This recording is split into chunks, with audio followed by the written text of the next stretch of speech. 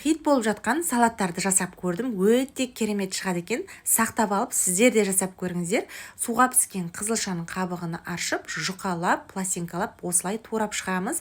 Енді осы қызылшаның үстіне творожный сырды қасықпен немесе лопатамен жағып шықсаңыздар болады. Творожный сыр оңай жағылу үшін бөлме температурасында бір 20 минутқа қойып қойған дұрыс. Одан кейін барып міне қызылша бірінің үстінен осылай жағып шығамыз. 4 слой болу керек.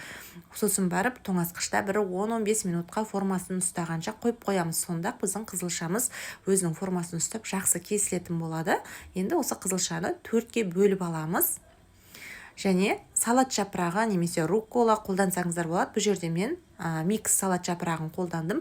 Жақсылап жуып суынан құрғатамыз. Одан кейін зәйтүн майы, лимон соғын құйып, жақсылап араластырамыз.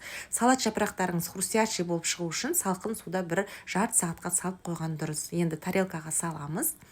Апельсинді бөліп алсаңыздар да болады, немесе осылай кесіп, әдемілеп тарелканың жан-жағына қойып шығатын боламыз. Ал осы апельсиндердің арасына жаңағы турап алған қызылшаларыңызды әдемілеп қойып шығамыз. Енді салатымызға одан сайын әдемілік беру үшін үстінен анарды немесе кедр жаңғағын осылай әдемілеп үстінен сеуіп қойсаңыздар болады. Міндетті түрде жасап көріңіздер. Өте пайдалы салат.